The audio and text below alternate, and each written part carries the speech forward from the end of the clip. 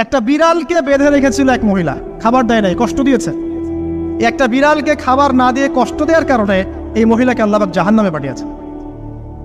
এরকম কত ঘটনা আছে, এই ঘটনাগুলো হাদিসের পাতায় বর্ণিত আছে। কোরআনে কি বলছে দেখুন। কোরআনের আমি কয়েকটা পয়েন্ট আপনাদেরকে খালি বলছি, এটা নিয়ে আমি সকালে ভাবছিলাম। আল্লাহ পাক আদম আলাইহিস সালামকে সৃষ্টি করেছেন, আমরা সবাই জানি। এটা আল্লাহ পাক সূরা সাদের মধ্যে বলছেন ইবলিসকে, হে ইবলিস, তোমাকে কিসে বারণ করলো আদমকে সিজদা করতে, যে আদমকে আমি নিজের হাত দিয়ে সৃষ্টি করেছি। আল্লাহ রাব্বুল আলামিন যে আমাদেরকে এত যত্ন করে ভালোবেসে সৃষ্টি করেছেন, এটা কি আল্লাহ পাকের দয়ার নিদর্শন নয়? মহাবিশ্বের অন্য কোন মাখলুক সৃষ্টির ব্যাপারে আল্লাহ পাক বলেন নাই খলাকতু বিয়াদাই, আমি নিজ হাতে তাকে সৃষ্টি করেছি।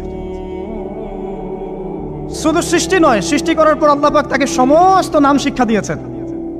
এই যে জ্ঞান শিক্ষা দেওয়া,